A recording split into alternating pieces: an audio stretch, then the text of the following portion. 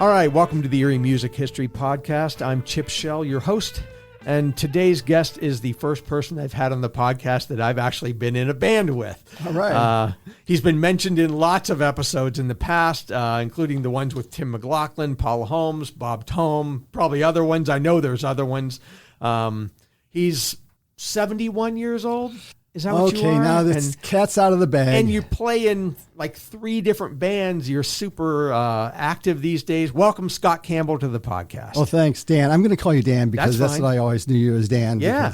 Because, yes. Well, let it be known that years ago we did actually work together. That's how we met. Yeah, back at Lear, back in the day, back in the 90s, early 90s. And then we actually played together for the first time at a Christmas party, I think. Yes, right? we did. And I had no idea the rock royalty that I was working with at the time. Well, thanks. Yeah, I mean, Scott, you've been in so many of the big bands and over the years and stuff. And like I said, lots of folks mention you. You sent me 50-some photos of, all sorts of bands and great musicians. Joel Miller, we should point out also, who was your manager in Red, White, and Blueberry. Joel is the expert at Red, White, and Blueberry. He sent me some photos and some information too. So thanks to Joel right up front. But let's get into it. So all right. We did have a little bit of a talk beforehand, chronology, how we're going to go about this. And I said, I've heard of a lot of your bands, but those early days of what molded Scott, I don't know those stories, And so you obviously... here's where I'll start. You sent me a picture, and there's 4 guys with basses, stand-up basses. Did you play stand-up bass too? I always think of you just as a guitar player. Well, we're getting ahead of ourselves a little bit. We will cover that. All right, great. So when do you start playing guitar? Okay, so since now you did give my age, I will be 71 in August. The youngest looking 71 I've ever known. I was actually born in Cleveland in 1952, and I actually went to a Catholic grade school. And when I was in 3rd grade, the music school across the street from St. Henry's Church and elementary school came in and said, "Hey, if anybody wants to take music lessons, we're here." And I think I wanted to play drums, but that didn't work out. But I did pick guitar. And actually, there's a reason for that. I joke about the drums, only probably because I wanted to drive my parents crazy. But so this is 1960, 61. Okay, all right. This is before... the Beatles? Yes. Yeah, right. And my inspiration was watching the Ozzie and Harriet show. What? I don't get it. Did they play guitar on that show? Do you know who Ozzie and Harriet were? I know the show, yeah. It's Ricky Nelson's parents. At the end of each show, he would come out and play a song. Really? Yes. I had no idea. All right.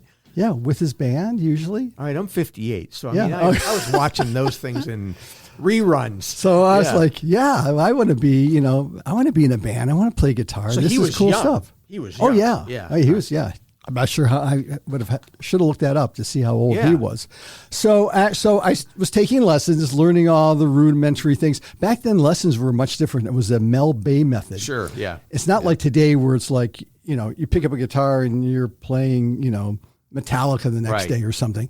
It was 6 months before they let me play a chord. And this is in Cleveland still? Yes. Oh, okay. Yeah. All right. So a number of years later, when I was 11 years old, I moved to Erie, so that would have been like 63 or 64. All right. And if you recall, the Beatles were on Ed Sullivan February 9th of 1964. Sure, right. So now everybody wants to be a guitar player, wants to be a Beatle. Right, so, right.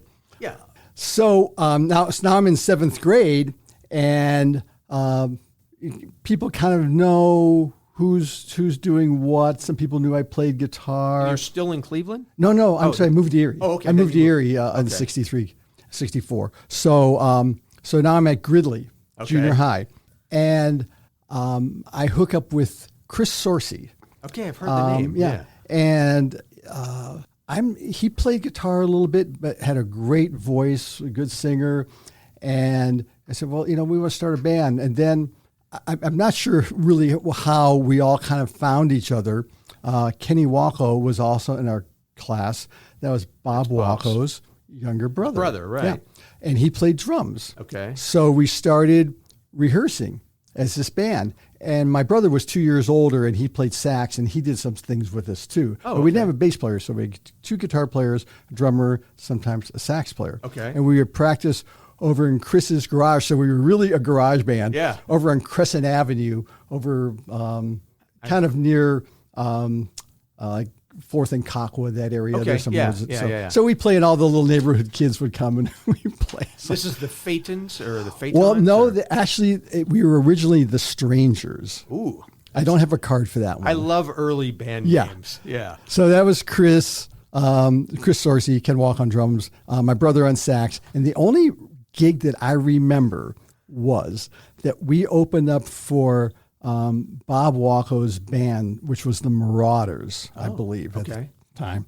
I think it was in the basement of Luther Memorial Church or something. Okay. All right. So it's funny, I was talking to a friend of mine, I was recounting some of these old gigs, and it says, it's funny how you remember these things because you remember what you wore. So we were kind of this surf band, kind of thing. Yeah. We had these blue Henley shirts with white ribbing around the collars, and we had Madras bucket hats. Oh, wow. Where do you get this stuff? I don't know. Yeah, I wish I still had it. Yeah, right. Yeah. I don't, because you had to have an outfit. Yeah, right. That Back then. So yeah, so that lasted for a while. We didn't. That's the only gig I remember doing. And did you play in a band called Midnight's Creation? Not to my recollection. All right, because I found a 1967.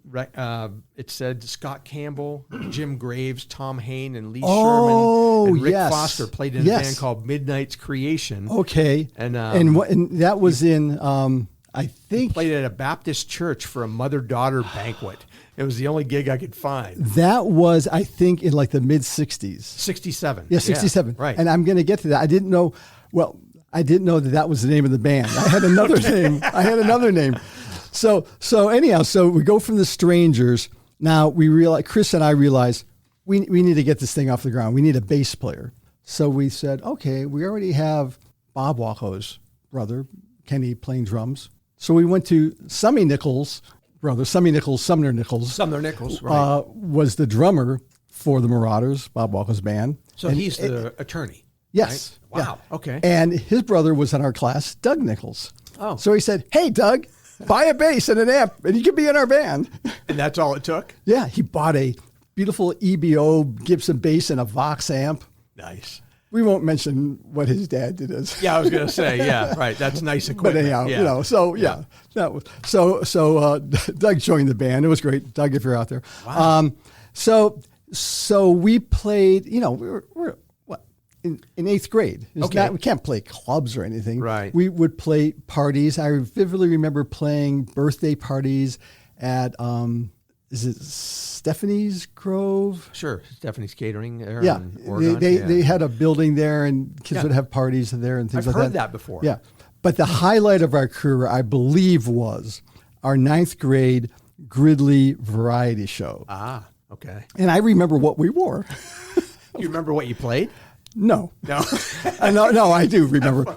I believe we played Day Tripper. Oh. Maybe We Can Work It Out. Some Beatles, mostly probably Beatles stuff. No Wipeout or anything like No, we're off that track now. Okay. We're all British Invasion by that gotcha. point. Yeah, Right, we're all British Invasion by that point. So we had these acrylic fuzzy kind of turtleneck sweaters. I think mine was orange. I think the other guys were orange, and Chris's was this bright green. I don't know. Why don't I remember? I was going to like say, that? I never thought this conversation was going to go No, down I the never path did of either. clothing, No, but I don't love know. it. I love it. I'm going off track. Yeah. No, So anyhow, we're doing that, and you mentioned Midnight's Creation. So Tom Hain, who was another kid from our class, who played bass, he said, "Oh, I want you to come over and jam with some of my friends here. We have this little band going. It would be great." And it seemed like maybe they were going to be doing something more. I believe the drummer was Lonnie Sherman, who I knew. who lived up the street from me. And there's Tom, and then Rick Foster on guitar. Right. And Jim Graves was a singer. And he was much older, I believe. Oh. He was older than us. I mean, maybe by a few years. At one point, maybe this was just a joke, but I believe at one time we called the band Jim Graves and the Tombstones of Eternity. Oh, that's awesome.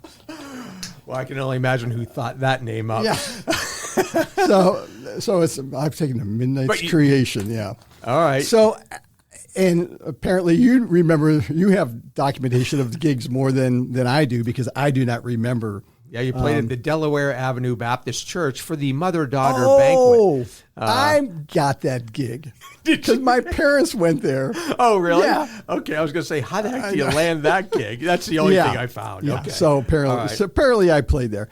So you're at Gridley still. I'm at Gridley still. And so when I was now going into 10th grade, I'm not sure what happened, if I was still in the Tombstones of Eternity or Midnight's Creation or whatever.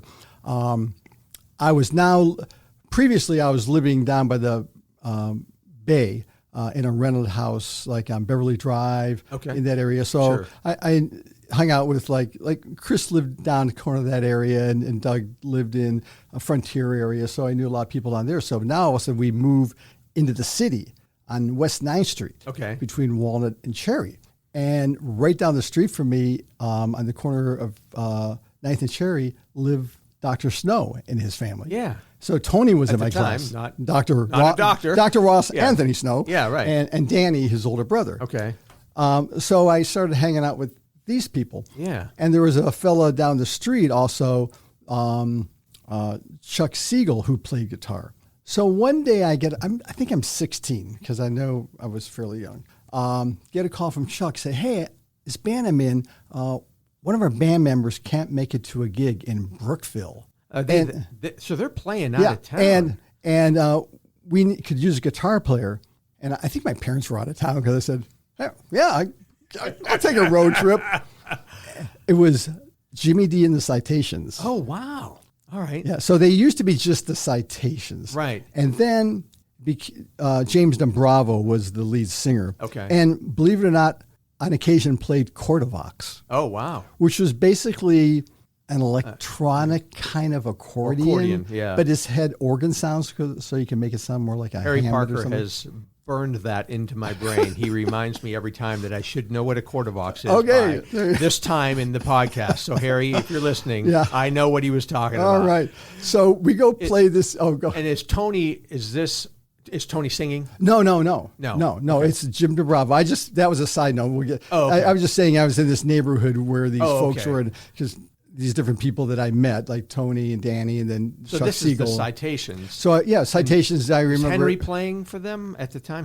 Didn't Henry Tomporski play for them? What did he play? Guitar? No. Maybe he's the one who left. I'm not sure. Okay. All right. I know there's some old pictures up there. Yeah, that's what I was thinking of. Right. That one No, I think it was just me and Chuck on guitar. Okay. All right. And I think sometimes Jimmy D, James DeBravo, would cover the bass on his Cordovox. Gotcha. I think later on we did have a bass player. Interesting. I don't remember. Right. I'm not sure who the drummer was at the time. So we're playing.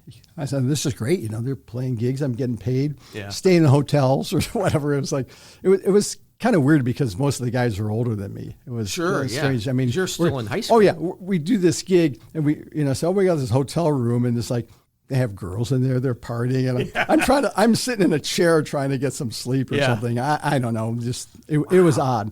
So I didn't remember this. Somebody told me, and I think it might have been Richie Kowalczak, who also reached out to a number of people in doing preparation for this that I've reached out to, who hopefully had better memories than I did.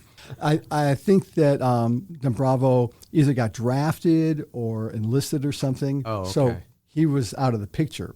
So now we're left with these other people. Right. I think with me and Chuck, and I'm not sure who was the drummer, but across the street from us, this fellow Denny Cray lived, and he used to play with Danny Snow, I think, in The Spectre of Time. Ah, okay. I might I've heard that name. Wrong. Yeah. I think that was Dan's band. Okay. But, it's all in this neighborhood.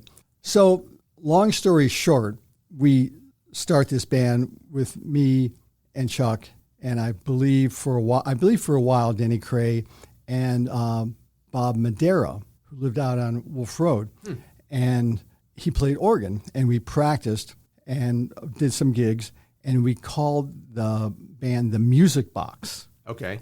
I think I Gave sent me you the a card. Yeah, right. And so the Music Box came out of the fact that the keyboard player just had this, like, as most people did, just like a combo organ. Yeah. Kind of the cheesy sounds Right, of the time. And he had a big old wooden, probably had been a TV cabinet that he stuck speakers in and put some cloth over it. It looked kind of psychedelic. Yeah. And we used to call that the Music Box. This was, we're the Music Box. Sounds like something that Tim McLaughlin So made. we played with that for a while, and but then things sort of, I think the drummer left. I got a hold of Kenny. Chuck left. Richie Kowalczak came in. Okay. So this is now the beginnings of Stillwater. But we were still the Music Box. So Okay. we were a three-piece. It was me, Richie Kowalczak on bass, and Ken Walko on drums. But what was the picture that you gave me of you playing bass with Tony Snow singing? So Was that TF in the Terminals or something like that? that was in yes. Where is that? I have it in my notes. 1970 maybe? That was actually in 1968, because that's from the 1968 Strong Vincent yearbook. Oh. That was us playing at the Strong Vincent Variety Show, which was a big deal. The only thing was that you had to be a Vincent student. Okay. So so Tony sang, my brother Frank Campbell, and Chuck Siegel was on guitar, and I played bass, and I believe that was Richie Kowalczak's Mustang bass. Gotcha. I'm not sure who was playing drums in that picture. I'd have to go back and look. I don't know. Oh, I think Rick? it was. I think it was Rick? Mick Dragoon. I was going to say, I thought his name was Rick, but yeah. Well, there's a Rick Dragoon too. Okay, Yes, is there? his Okay. brother. So yeah, we played. So we were called. What were we called? The Terminals. Something. TF in the Oh, Terminals? TF. Yeah. Yeah. Tony and Frank. I Tony and Frank. didn't know did what the that Terminals. meant. The Oh, Terminals. okay. Yeah. So that was like a one-time gig. yeah, that was a one-time okay. thing, but it was a great picture though. Yeah, it is a great Yeah, picture. it was a great picture. So this Stillwater thing is kind of taking off, and And this is classic rock of the time. I mean, it wasn't even classic rock. It was new Right. rock at that time. it was new rock at the Yeah. time. So we were doing things. Obviously, we still did some Beatles, but we were doing kind of B-sides like Bulldog. Oh, okay. We were doing Procol Harum with a Okay. three-piece band. We were doing Was there an organ? yeah, but we didn't have an organ. Oh, okay. It was just No, I know. yeah, I assume. we were doing a lot of Steve Miller. Okay. It was new, and Sure. it was like Living in the USA. Right. Yeah. Kenny would always bring us songs, I think, that his brother liked or maybe his band was doing, and Got say, it. oh, yeah, this is great, and we do Yeah. these songs. So we played, there was one picture there, I think, that I sent you of me with my Telecaster, and it was probably like at a college gig. We did a lot of stuff like that, private parties, Sure. some college gigs. You played at the 1914 Thai Coffee House. Probably. You did? He did. Yeah. A lot of people Yeah. mentioned that as a Yeah, I cool couldn't remember place if it to was play. that or if that was the later version of Stillwater. Oh, okay. All right. So, see, that's a problem. Some of these bands sort of metamorphosized into other bands. Yeah, it seems like you played continually for many years, and sometimes there was some overlap. Right. Yeah. So that's kind of made it hard. I tried to do my spreadsheet. Yeah, Like, I mean, I got confused myself. Yeah. So, yeah. I'm going down. What happened there? Because right now, chronology-wise, we're in the early 70s, right? 70s, Yeah, Stillwater? we're just getting that point. So it was 1969, 1968 to 69. You know, we did that variety show thing. Richie Right. Kowalczak was still in the band. So now we're hitting 69 and 70. Right. And it's still just me, Kenny, and Richie in Stillwater. Now I'm a senior at Vincent. Okay. And we wanted to play at the variety show. It was because it was a really big deal. I Yeah. remember a few years before, because I think Bob Walko was probably 3 years older than Kenny, seeing the Marauders play. Yeah. And they all had these gray suits with the round collars. They all had matching Silvertone amps, those piggyback Silvertone amps and everything. It's like, oh man, we got to play this. Yeah. Well, we couldn't play because our bass player, Richie, went to Tech. Oh, okay. And everybody had to be a Vincent. He actually printed our cards. You see those cards? Yeah. He was in the print shop. All right. Yeah. Thanks, Richie. And so we looked around, and there was this guy who's a year younger than us, Mark Twist, who played bass. Yeah. And he was probably in a band with Tim McLaughlin at the time. Who knows? I can't. Yeah. I had to ask Tim about that one. And so we asked, hey, for the variety show, you want to play with us? And so we practiced, and we found out this kid can sing like Zeppelin. Yeah. So we're playing like Zeppelin stuff and probably some Black Sabbath, James Gang, or whatever. Yeah. And, we had this show. We had a fellow who had has some lights, probably just Christmas, the floodlights or whatever. Right. But had a strobe light, a real strobe light, I think. And we played this show, and people were like, you go to our school? That's really cool. It's like, and we're like, we feel like rock stars, So we said, well, what are you going to do? We have this other bass player. We have another bass player. And I don't know. This is the way I like to put it. I suppose you could say that we sort of booted Richie, but sorry, I don't. No hard feelings. I like to say that we brokered a deal, because here's what the end result was. Yeah. So the end result was good, even if there was any tension. I don't really remember. Right.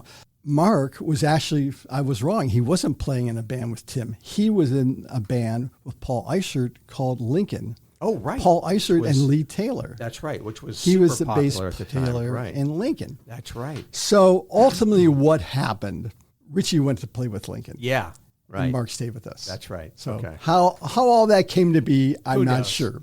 But in my mind, it was all good. But it's funny, like I mentioned the 1914 tie, that's a place that, you're right, it was the later incarnation of you and Mark and Kenny. This is also the beginning of you playing an inordinate amount of arts festivals. Like every year, it seems like in some different band. You also get to play where some other folks have played, which is super odd, at the Boston store. Like, do you remember even doing that?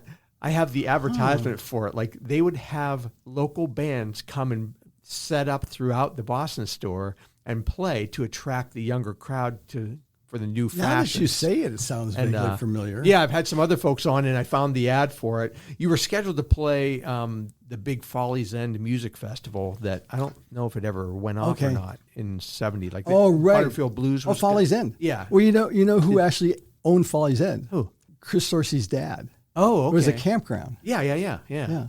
To my recollection, yeah. Just to go back a year, because we mentioned this, there is a picture, in case people put it up, of me with 3 other people playing string basses. Yeah, what happened? That was actually I believe that was my first year at Vincent. That was 68 in 10th grade. So to go back a few years, just to pick up from that. Yeah. When I started at Gridley, they had like tryouts for orchestra and band. There's no place for a guitar player. Oh, okay. They didn't have jazz bands back there. Right. Not that I even knew a jazz chord. Or right. Yeah. Not like all these other guys that you talk to who took lessons, and knew all the jazz chords. So they said, we can always use bass players, and it's kind of the same thing. I can tell you it's not. Well, the 4 lower strings are the same notes. Yeah, right. But I had to learn to read bass clef. Yeah. And so they said, here's a bass, take it home for the summer and learn how to play it. Wow. Which I kind of did. And then when in 7th, 8th, and 9th grade, I was kind of like, they worked with me to learn to play bass. So by the time I hit senior high school, I was in orchestra for 3 years playing string bass. Stand-up bass. Yeah. But also let me do some little side gigs, which are kind of odd. There's not any documentation about this. Somewhere along the line, when I was in junior high, I was playing folk masses. Oh. So first of all, I was at with guitar or bass? I think I was playing bass. I was playing bass, and I think it was originally on East 26th Street. East 26th Street? Yeah, is that St. John's? I think so. Yeah. Yeah. We were in the basement there doing something. And then we went to Colley Memorial, which is at St. Pat's in like the gym. Yeah, I didn't know and we that. did that. And the gal who like headed this up, Franny Niebauer, she actually played quarterbox too, or accordion, but not there, though she played guitar. She had a little quartet that played Farmer's Tavern. Wow. I think that was out. It burned down. Yeah, it did. It was out off of I know where Fairview it was. Yeah, or somewhere. Yeah, it's up past Fairview on the way to Edinburgh. Right. Yeah, right. So I think when I was 16, she said, "Oh, we can use a bass player." So I was playing these bars. Wow. I was playing Farmer's Tavern on this Saturday night, playing string bass, and then I go play at these folk masses. Yeah. So That's wild. Yeah. So she told him that I was her nephew or something like that.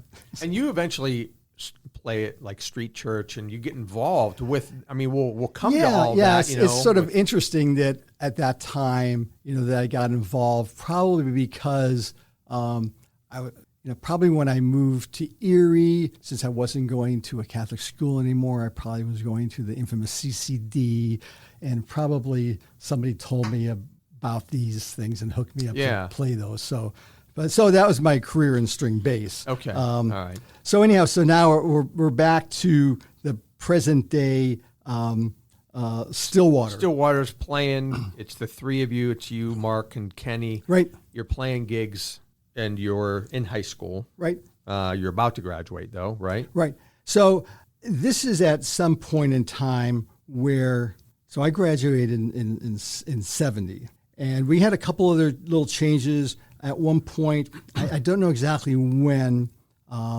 probably in 70. Let's go back to 70. So I graduated from high school. In the summer of 1970, there's a poster that there's a picture of the Frontier Park. Sure. It says C.J. Bryan Sanity on top of it with this big lion. Yeah. And Stillwater played for that. Right.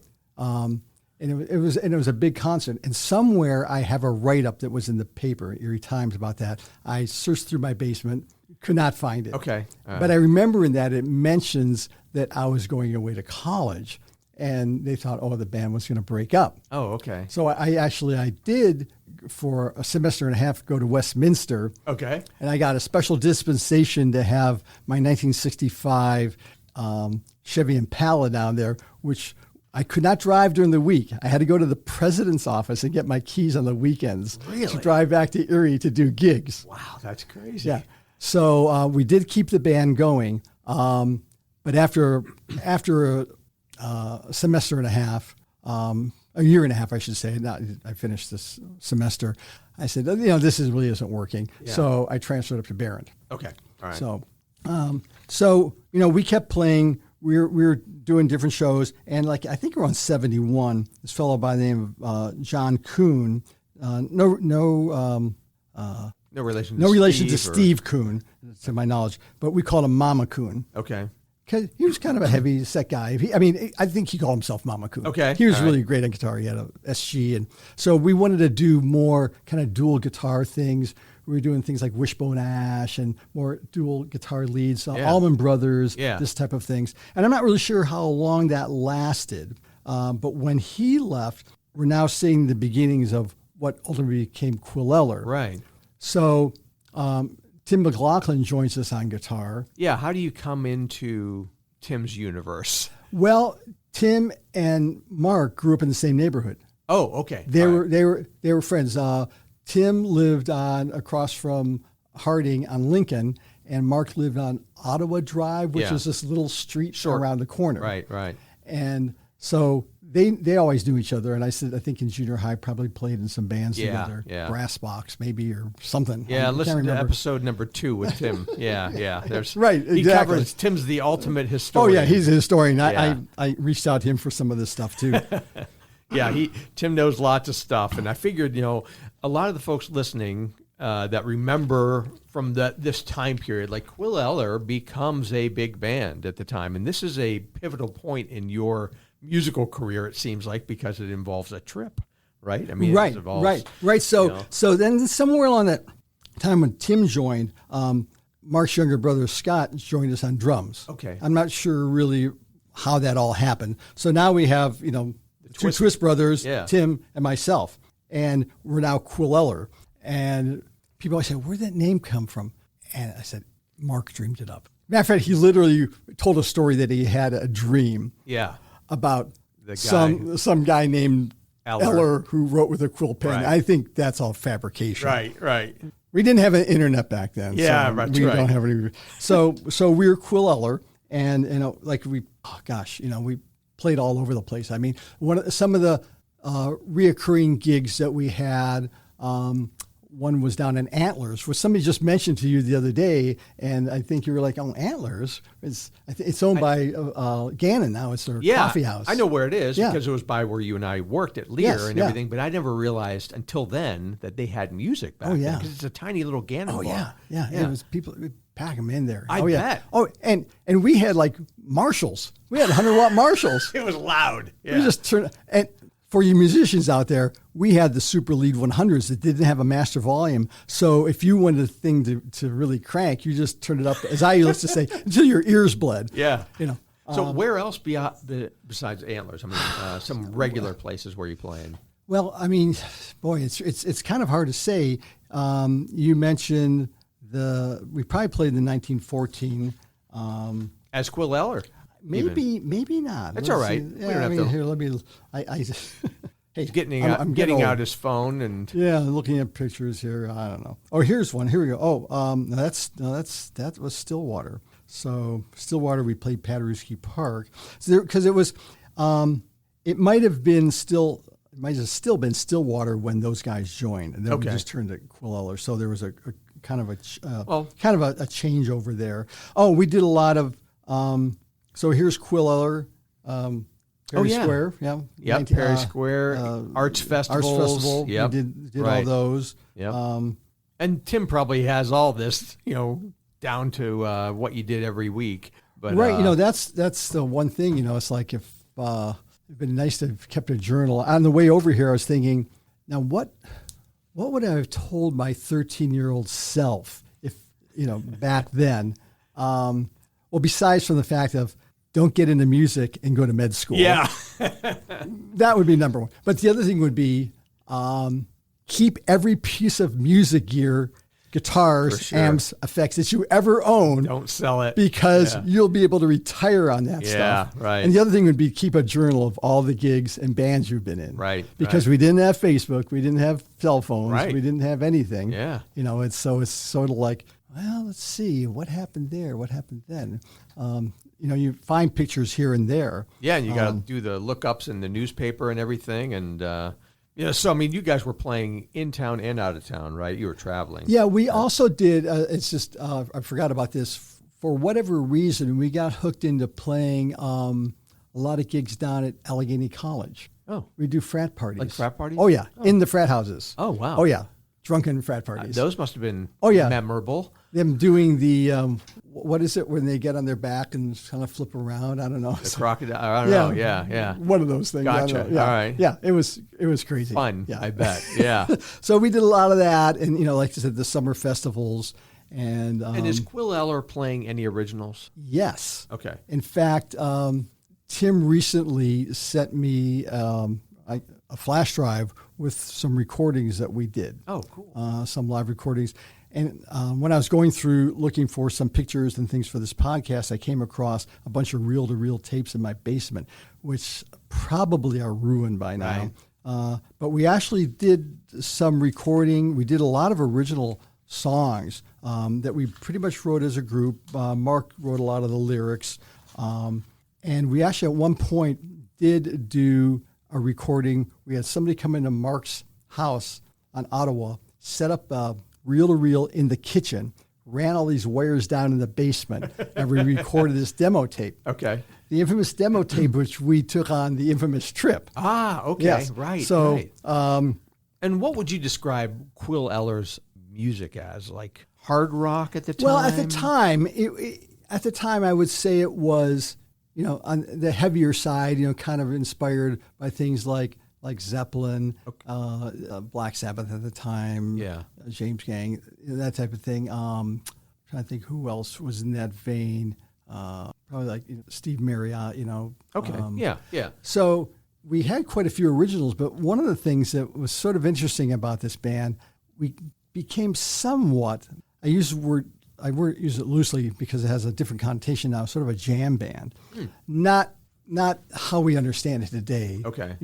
Like a Grateful Dead or anything like that. Right.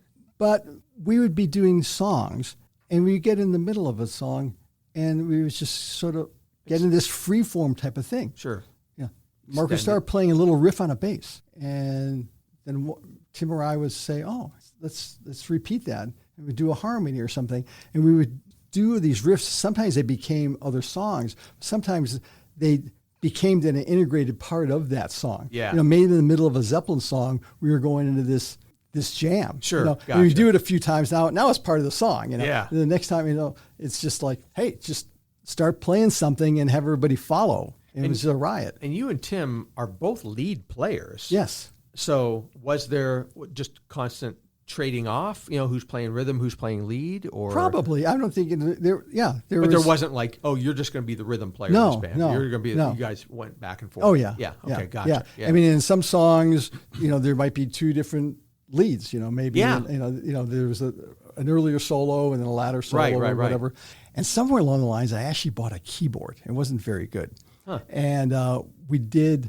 The only song that I really remember was doing Steely Dan. Ricky, don't lose that number. Okay. I was playing piano on it. Interesting. So and you can imagine, electronic pianos back in those days, especially cheap ones, weren't that great. Right. So and you knew enough to play. Oh yeah. You because actually, when I was study piano too. I'll have to send you a picture of this.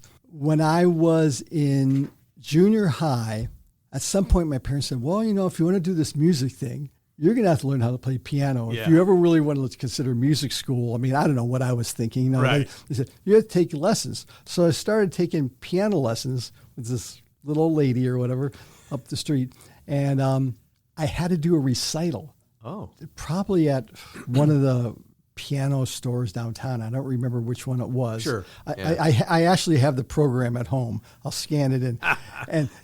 and literally, I'm like the biggest kid, they're all like little kids. Oh yeah. And they're playing their, circles around me. Yeah. So I had to play that. So I knew you knew enough to play chords, Ricky, don't lose that number. Right. Gotcha. All right.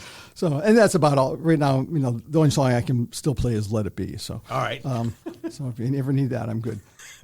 So Tim and Mark were a year behind me in high school, and I think Scott was another year behind.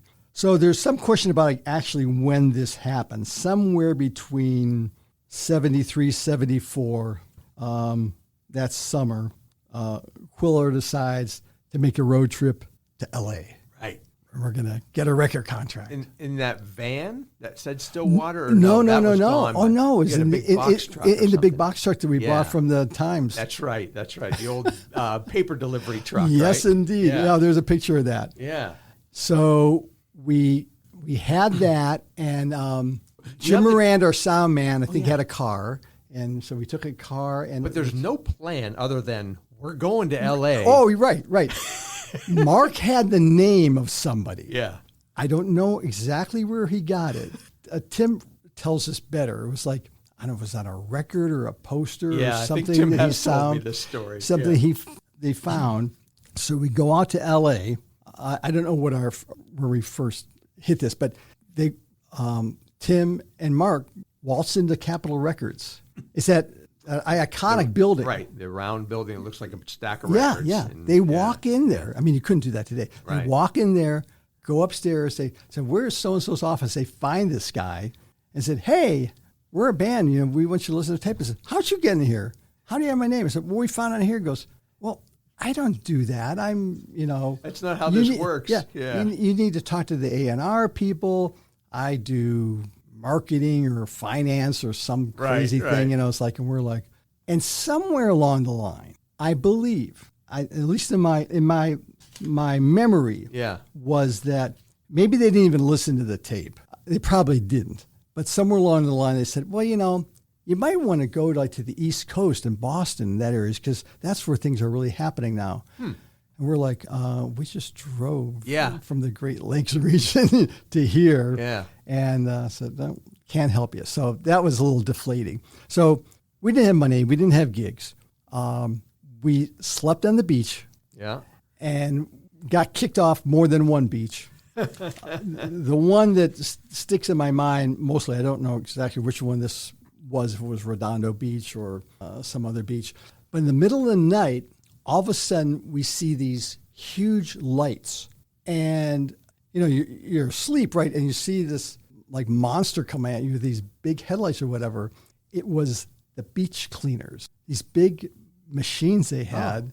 Like trucks that would go through and sift the sand. Oh, really? And we're just laying there in the middle of the beach, Yeah. So we kind of get out of the way and we would have been run over. Yeah, right. So we started like sleeping underneath the lifeguard chairs. They're big things, until the cops showed up and booted us out. Right. And we moved on to some other beach. But we did, it wasn't really a gig. We did a tryout on the strip, on the Sunset Strip. Oh. Tim tells this better. So, but I will recount the story a little bit. There was two places.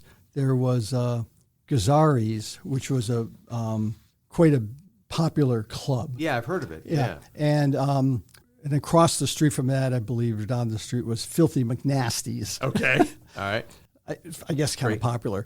But we went into Gazzari's one night, and there was this band playing, this cover band. And we jokingly called them the Van Heusen Band. You can probably see where this is going. Yeah, right, yeah. It was Van Halen. Yeah. But they weren't doing originals back then. I think they were pretty much just a cover band. Oh, okay. Yeah, just kind of making money, doing whatever. Right. So we did get a tryout at this other place, had to use somebody else's gear. We didn't really get a gig. Somewhere along the line, we hooked up with somebody that got us a gig on the beach somewhere or or in a park. I can't remember. It was a long time ago. Yeah. I know. It's, it was like 73, 74. It's a long time ago. One of the fellows who was with us, who was actually a roadie, he got tired of all that. He went home. He left. Okay. So we headed back and kind of stuck it out for a little while. But at that point, so I had graduated from college now in 74. Oh, so you were still going to college throughout all of this? Oh, okay. I didn't realize that. Yeah, so I came back and went to Barron. Okay. And I ultimately graduated from there with a bachelor's in psychology. You and I both. Yeah. I have a bachelor's in psychology from Barron, too. Oh, wow. Yeah. Really helps you out, didn't it? That's right. That's why we were in a band together. Right.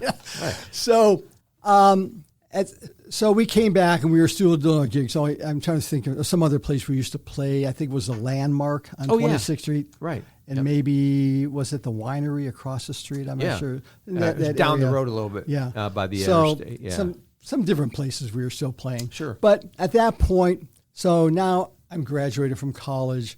I'm thinking more in my mind, I need to settle down a little bit more. Yeah, you're the oldest guy in the band. Yeah. I should maybe get a job, Right. My parents are probably saying, "What are you going to do? You're going to get a job." So, so I did get a job, and I think then around that point, the band decided they wanted to do something else. They wanted to continue to pursue this. Oh, okay. So we parted ways. They actually got another bass player, Ken DeGabo, and Mark went to just being the lead singer. Oh, okay. Yeah. All right. And listen to episode number 2. Right. Yeah. Tim McLaughlin, and you can hear his stories about them going to Chicago. Ah, yes. Right, Yes. right. Yeah. Yeah, so, I've seen those pictures too. So I left the band at that point. So there was some other things in between there. So, my next big venture was Red, White, and Blueberry. Right. But somewhere in the midst of there, not even, maybe for just a part of a year, it wasn't that long, I was in a band. It was a soul funk band. Greatest name ever. The Funky Stygian Hugh Movement. Love it. Love it. Yeah. So Frank Williams, who was actually a band director, was a school teacher. He played saxophone. Okay. Little wiry guy. Yeah. Just a great, did I say sax? He was a trombone player. So okay. He was a trombone player. And then we had Brett Clark on sax. We had a trumpet player. We had a vocalist. And Richard Nixon on bass. That was his real name? That was his real name. All right. Yeah. All right. Yeah. And we played mostly out of town so I don't know how I can say this politically correct. We're mostly, it was me and the horn players were the only white guys in the band. Right. So we played like a lot of, I guess at the time you would consider black clubs. And it's interesting, like some of the stuff that I saw for the funky Stygian Hue movement. That's a mouthful. They describe you as jazz rock, and I don't know. That doesn't seem to fit. You know, I mean, it's you played places like, of course, you played the Summer Festival of the Arts, and I don't know if you were with them at the time. The OIC Egyptian Ball at the Erie Eye Center, which was at 18th and Holland. You played in '74, the band, if you were with them, Masters of the Touch art show and concert. And then, of course, you played The Place, which eventually became The Alternative and all that on McClellan. Well, we did a lot. We did some of the top 40 tunes of the time. And but not really jazz rock. Not jazz rock, maybe because we had 3 horn players. Okay, yeah, because there's so many times I read these articles and they mislabel the type of music it is, So that'd be like saying the groove is jazz rock. Or something, right. Okay, perfect. Yeah, you have some writer say, "Oh, that was a sax player and a trumpet player." So like I said, that was just sort of a short jaunt in that, but it was fun. Thankfully, there aren't any pictures because at one point we had matching outfits. Did you really? Oh, yes. Okay. Green satin bell bottoms and green glitter pullover shirts with hoods on them. With hoods? Yeah, we wear them down. We wouldn't wear them over. Maybe the singer would put his hood on, but I wish there were pictures. If anybody out there has green pictures, glitter we're material, willing to pay for those. Somebody's wife made these things. So absolutely. They were crazy. I'm sure they were very breathable, easy. Oh my gosh, they were. Yeah. So that was interesting. So that's like you come back, you're out of Quill Eller, you do a little bit with the funky Stygian, and then so that refers to the River Styx. Right. Yeah, and so Red, White, and Blueberry at the time is a big band in town. They're already playing, like we mentioned, Joel was their manager. Of course, it has Marty Lee as the guitar player. You got Pat Tellerico playing guitar. John Erickson on bass. And Burt Rakowski on drums. Burt, who has the biggest drum set in the world. Right. And so actually that's, I don't know, there was a guitar player maybe prior to Pat. I think you're right. Or Marty. You have to listen to their episodes. Or either one of them. Yeah, they talked about that. I think Pat was in with another guitar player. When he left, Marty came in. But, So anyhow, so they had been together for a number of years. Right. They were super popular. Several years. And I remember going and seeing them. They played these block parties. They played teen parties. They did all these different things. Had professional sound and lights. Not professional, but I mean, it was at the time, right? Right. Yeah. Right. Oh, also, it makes me think when I started saying we were playing, one of the places was probably with Stillwater, Quill Eller at the time. Occasionally, we would get to play somewhere like Rainbow Gardens. Oh, really?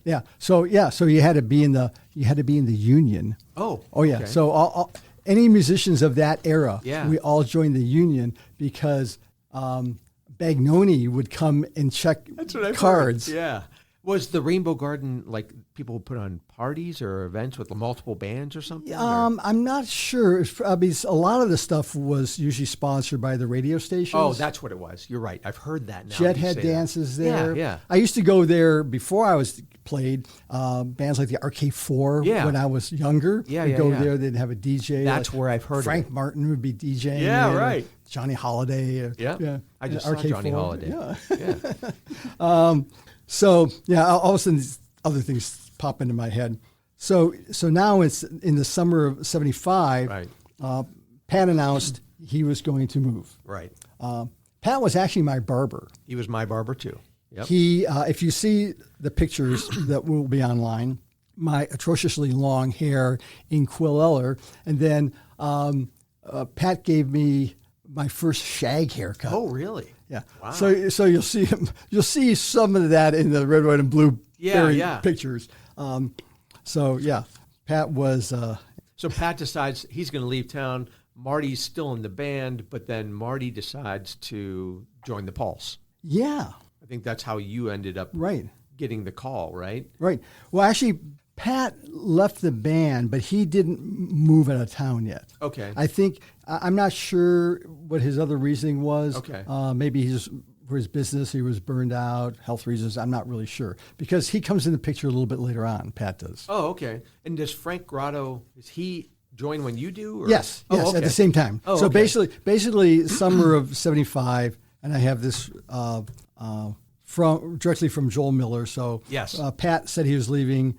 And Marty knew Frank Grotto because they were both from Northeast. Oh, okay. And he had asked Frank to replace Pat. But before Frank played any gigs, Marty decided to leave as well. Ah, okay. So I replaced Marty. Yeah. Yeah, gotcha. Okay. So we were rehearsing, and Pat and Marty kept playing gigs. Then actually, this is from Joel. He says, on June 28th, 1975, Red, White, and Blueberry headlined the Erie Festival Arts on State Street and stage. And back then, they would put the stage at State and North Park Row facing south. Right. And so the whole street and the parks were just filled with people. Yeah. And so we were headlining the biggest night of this. So Marty and Pat came out and did a gig, and they did what they refer to as the passing of the pick. Yeah. And so then we go out, and I think Frank actually ripped his pants on the first song. I had to go back and change. So we finished the night out, and actually I think it says our first full gig as that new band. We played the Surf Club in July of 75. Jamestown. Oh, and actually Joel says it was his 21st birthday. All right. Yeah. And so we, Red, White, and Blueberry was sort of an interesting band at the time. I'll preface this at this point. I was only in the band for a year. Right. That was the last year. But we basically took it on the road. We were playing places out of town, the Corral, I think in Cleveland, Melody, and some different places. We play some things in town. Okay. But we were playing a lot of out-of-town gigs. We had a road crew at the time. We had sound man. We had light man. We had special effects. Yeah. And then we would have some other roadies perhaps helping us. So It was they had vans or trucks or whatever. So then John Erickson and I would ride with him in his big Buick or whatever he had. We'd ride to the gig. We'd get out, plug our guitars, and everything was set up for us. Yeah. I tuned up my guitar in the old Conn Stroba tuner. Didn't have digital tuners back then. Right. And plug in my Marshall half stack just with a Les Paul straight in. Yeah. No effects. No effects, really. Yeah. Later on, had a tape Echoplex and a wah-wah. That was it. Yeah, we played. And then the gig would end. John and I would pack up our stuff and go home. Yeah. But we had, for the time, quite a light show. Yeah. We had, Bert's drums. We had a big backdrop with our logo on it. By that time, we were kind of toned down to calling it RWBB. Oh, really? Because Red, White, and Blueberry was a mouthful. So we had RWBB. If you see that poster, the yellow poster. Yep. So there's the story behind the poster. That's actually me. Right. So the silhouette of the Scott silhouette. playing guitar. Somebody had taken a picture. I'm doing this kick. Right. We were kind of a really high energy band. We kind of changed a little bit. We were a little heavier, a little more high energy, I suppose. I mean, other Red, White, and Blue. I mean, Marty, for God's sakes. I mean, Pat, they're great. And we were this just is all covers, right? Right. No original. No original. But with Frank was a little bit more glam, so to speak. Yeah. We wore a little bit of makeup. Gotcha. He wore makeup. He had costume changes. His girlfriend made him all these costumes. Wow. I had more satin pants. I had purple satin pants. Yeah. And some different outfits. John had a outfit with this big furry white coat and these white velvet pants. I see where this is going. Yeah. So we'll talk about that a little bit later. So we were doing all this crazy stuff, and unfortunately at some point, Bert decided to leave the band. Okay. He has some personal, possibly health reasons. Some reason Bert Rakowski decided he couldn't be in the band anymore. In fact, I just saw Bert Branislaus. Right. at my Oliver's gig a couple weeks ago. Oh, yeah. We had a nice chat. Yeah. And Branislaus is a piano player. Oh, now. yeah. He does not play drums. No. Yeah. No. Right. So He was studying piano when we were in the band. In Right. fact, in his setup, I don't know if I have a picture of this, but he used to have a Wurlitzer EP behind him. He would spin around and play piano. He'd play like the beginning of like a Bad Company song. Really? Or like he'd play the part in Rocky Mountain Way. Yeah. He'd play like a piano part. That's Yeah. crazy. Yeah, Wow. and he had these drums when he'd stand up. Well, Bert's really tall, and he'd stand up. He had a mirror behind him, so you could see all his drums when he'd stand up and do these. Yeah, I always heard about drum his things. drum set just Yeah. being giant. He had a gong. Oh and- yeah, yeah. It was madness. Yeah. yeah. All right. It was great. So Bert decided to leave, and we got another drummer for a while, and then that one he didn't work out, and then we got another drummer, and he worked through the summer, and then we basically disbanded. And according to the best of my knowledge, our last gig was July 23rd and 24th of 76, actually. Okay. Because Joel documented this for me Friday and Saturday at the Earthworks. Oh, yeah. Yeah, okay. Which yeah. which Tim always liked to call the Earthworms. But, Yep. you know. So Earthworks. We did do a something earlier in that year, played on a live TV show on, I think it was WQLN. Yes, during the WQLN auction. Wow. This was in May of 76. Just as a side note, we played every afternoon, Monday through Thursday from 5 to 6. We would play live during the auction. That's wild. Yeah. Huh. Yeah. They don't do that anymore. No. Yeah. Because and it's funny because I was talking to Phil Thomas, who was one of our roadie guys, and he goes, oh yeah, they were there during that. And he says he remembers very clearly that during that show, I called him and I'm not sure who else was there, one of our other roadies, to come out on camera because I knew their moms were watching. Oh, And nice. he says, these guys come out because they're really cute, you know. I don't know. Give them a little exposure. I don't remember saying that. That's but- wild. Yeah, so that was one of my claims to fame. This band was together for 10 years probably, and I played in the last year. Year, right? Yeah, so but it was a great last year. Go ahead. I was just going to say, like, after that, and you could correct me, but it seems like you get into Clockwise, you do Watership Down. Right. You kind of, it's much mellower stuff. Yeah. Well, and it's in some ways. not necessarily Clockwise. So I think it was like another reason why Red, White, and Blueberry disbanded too was that Frank was also our rhythm guitar player, Frank Grotto. Yeah. And I heard actually a few years ago he died. Yeah. So, but he had injured his hand and couldn't play guitar anymore. So he felt he really couldn't add to that, he left. So the band disbanded. And then actually Frank and John joined with a couple other folks for a band called Speed Queen. Right. And John continued to wear his fuzzy white jacket. Right. And eventually Frank left and they got somebody else and they got, they had one drummer later on, they got Steve McConnell, but that eventually became the Snowmen. Right. And it was, Exactly. whether it was inspired by that jacket or whatever, I have to believe somehow I it knew was. that's where you were going when you said the white jacket, because I knew that Speed Queen eventually. But morphed the into funniest Snowmen. thing is Yeah. when it started being the Snowmen, John really didn't Wanna want to wear all be that stuff. wear all that. He Wear would the go makeup. wireless and like play behind the stage. Yeah. I heard. Yeah.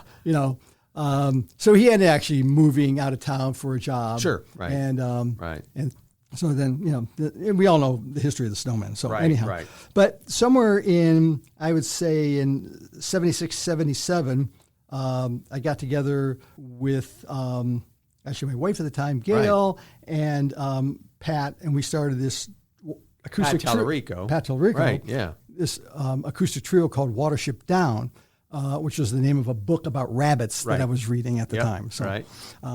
Popular book. Yeah, popular book, yeah. Yeah. And This is like folk rock, country yeah, rock. oh yeah, that yeah. type of thing. Well, we did, because we had the female vocalist. We did at the time, very popular. We did a lot of Heart, Fleetwood Mac, Stevie Nicks. Okay.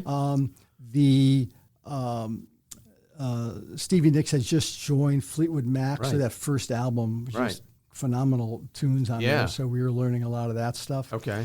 I'm not sure how long it lasted. The only gigs I remember clearly doing were Befwick's Yep. in West Erie Plaza. Yeah. So if I think back, and I don't really know, but there was the some acoustic acts, but mostly like solos, like John Ems. We knew John, and he did his solo acoustic act and that type Pat of thing. was not doing solo stuff, right? At the Yeah, time, maybe was he? he was or was trying to do that or something. Right. And so I guess here's my barber. And Yeah, right. So we started doing this trio. We practiced in his basement, and so we started playing and doing that. And then somewhere along the line in 1977, you probably have the actual date somewhere. I don't have the date right here. It's but in your yeah, book. Yeah. A little shameless plug for Dan's book, 9 Years of Rock. Buy it. I can page. If only for the one page that has a picture of Scott. Yeah, which is not very clear. It looks like No. a Polaroid or something. And the story is actually about Keith Fischecko, but it's a great story, but I won't tell it, sir.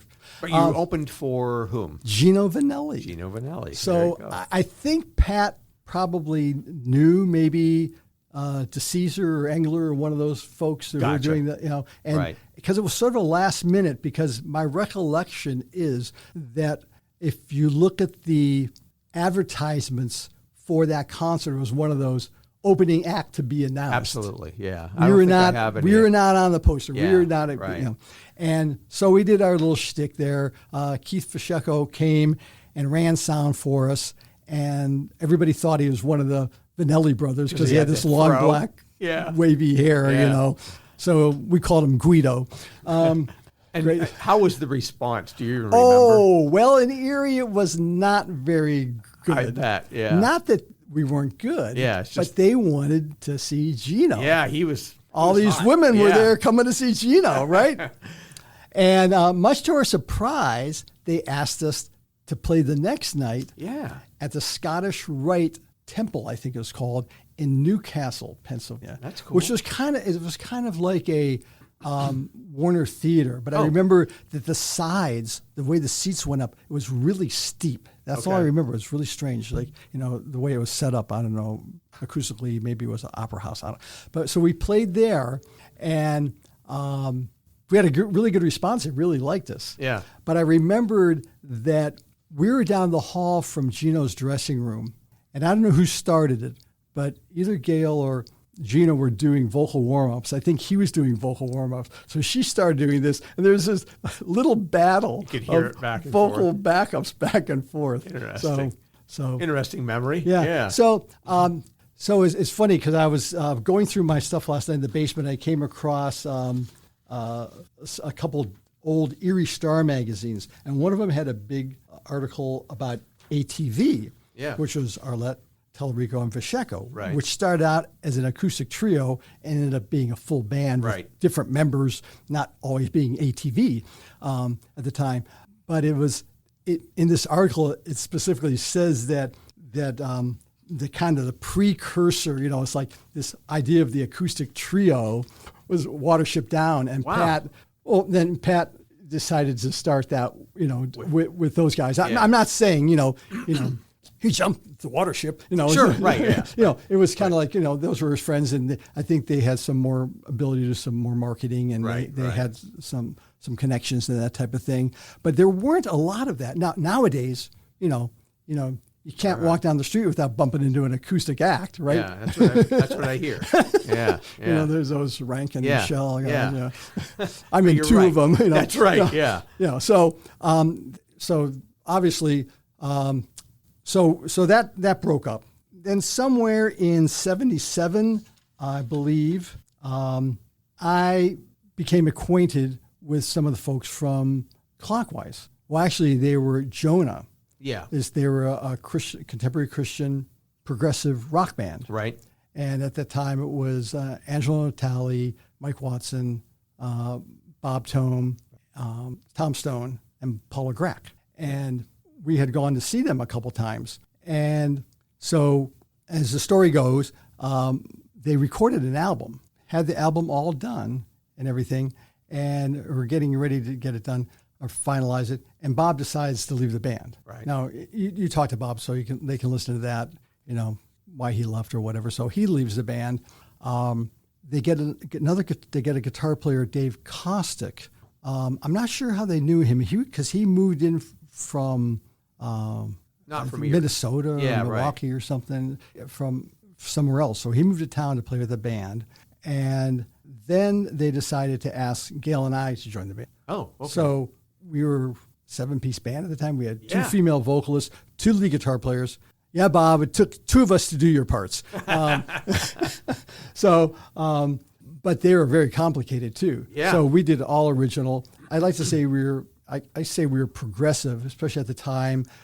Very influenced by things like Genesis, even pre-Phil Collins. Sure. Yes, that type of thing. So the guitar parts that are on the album are Bob. Are Bob, yes.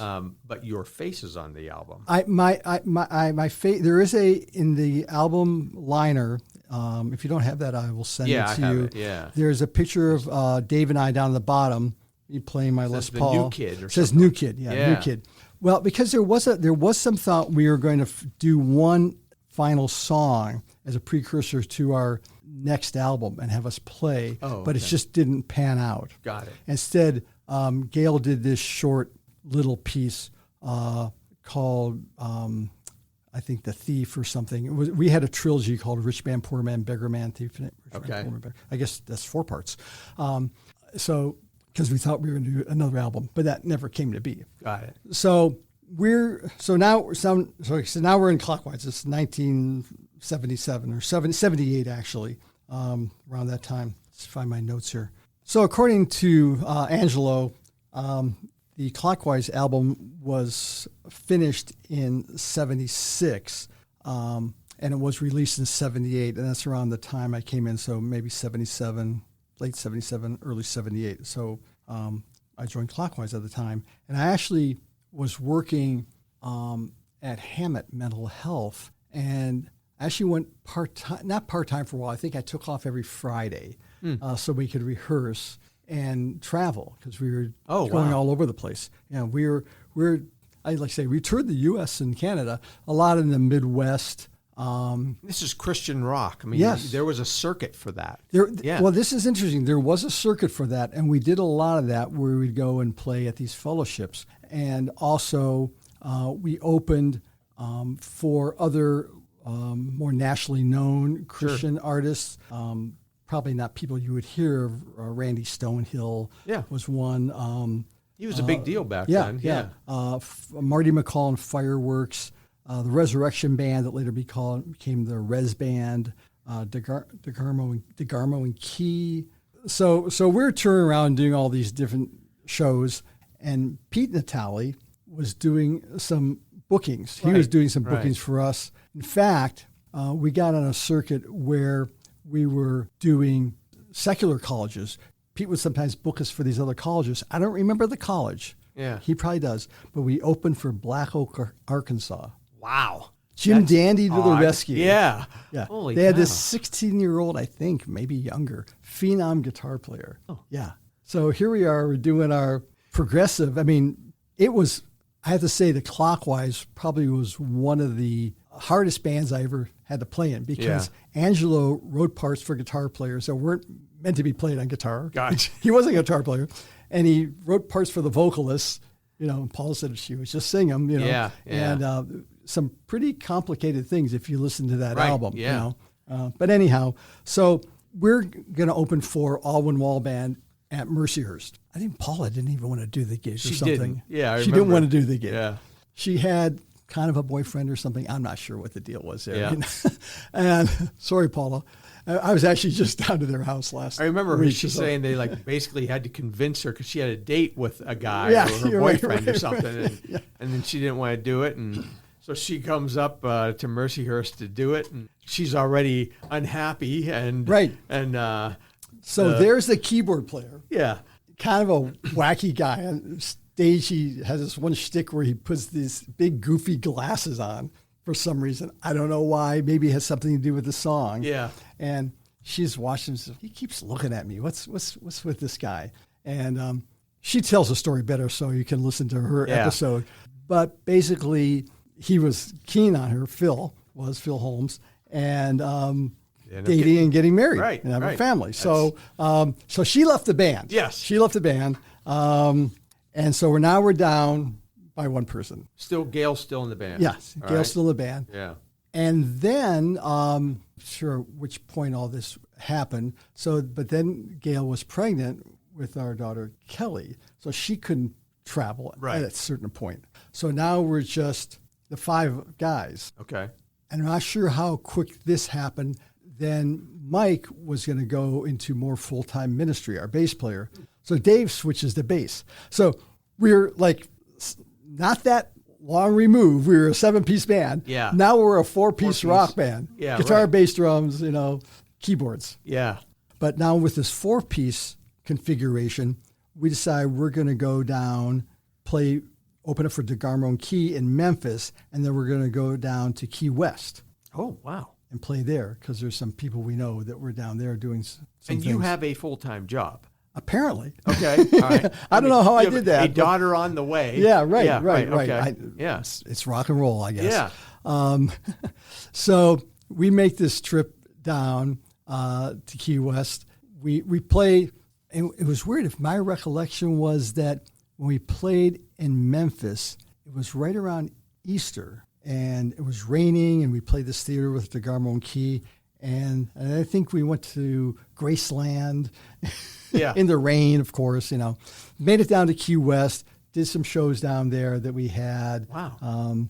I think the bus broke down in Atlanta, and it was like probably an Easter Sunday or something. We couldn't get a part. I don't know. Yeah. We came back, but the last gig we actually did was in January of 1980. Okay. So I was probably in that band a couple of years. Okay. Some different configurations. Yeah.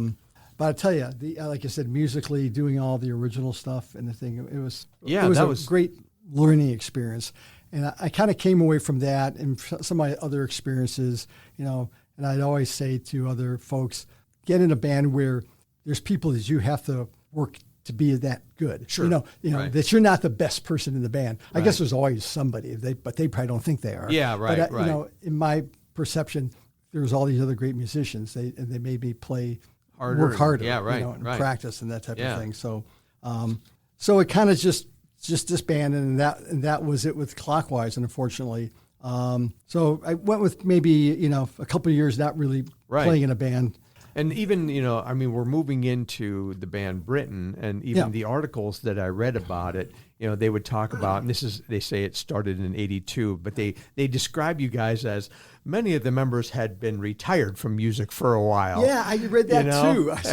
So, I guess I probably was out of the scene for a couple of years. Yeah, right. Yeah. Because all you guys that are in this band, although I don't know some of the guys. I know Pat Ross, and I know Chuck Leone, and you, but the other guys, Dave Shanti, Steve Nick, Mike Lurdy, had they been in other popular bands? I don't know their names. Dave Shantz was in a band with, I think, Tom Stone and Valamont. I know the last. I'm sorry, Lee Valamont. Sorry. Okay. Just blanked out there for a minute. Might have been back in high school. I think they had some, because they kind of knew each other. I think there were some different. I don't know if it was the Wall. There was a band called the Wall. Those guys there, and I'm not sure if. But I know that they had played together at some point. I can't give a chronology of that. But you gave a nice copy that I'll include in the photos. The article that I read. There's actually 2 articles. Right, about both in the Erie Star. Yeah. One was right after our first gig. Or right the first gig in 82.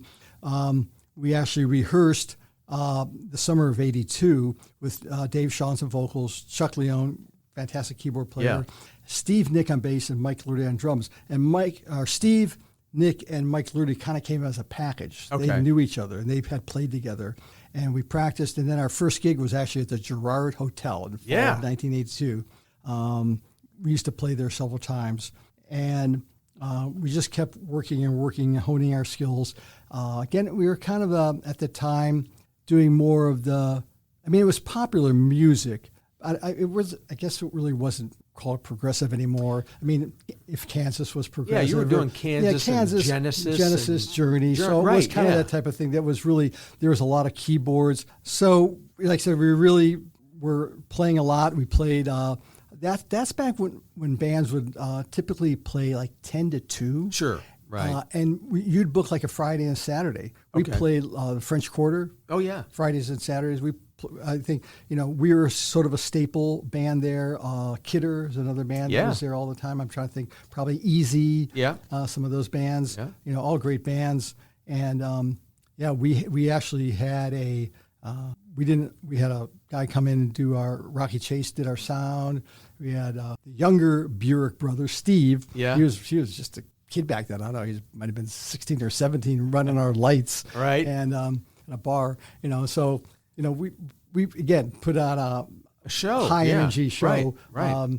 Dave was a really good singer and really had a lot of energy, trying to get people on the dance floor. Right. And I was always running around, much to Chuck's dismay, acting like a madman, And eventually Mike leaves and Pat comes in, right? Pat Ross joins us on drums. And this is before Endless Summer for Pat, right?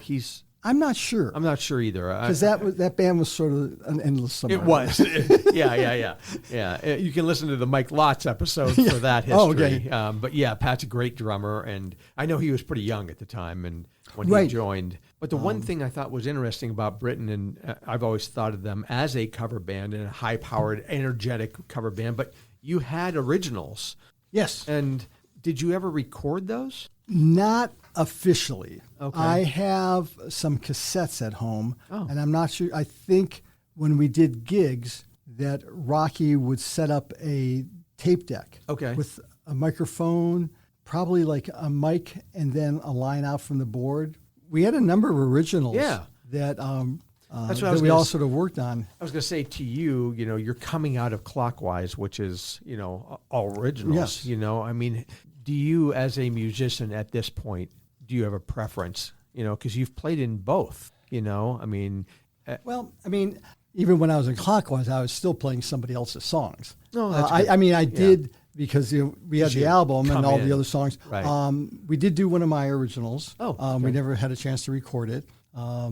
Maybe if we had done another album.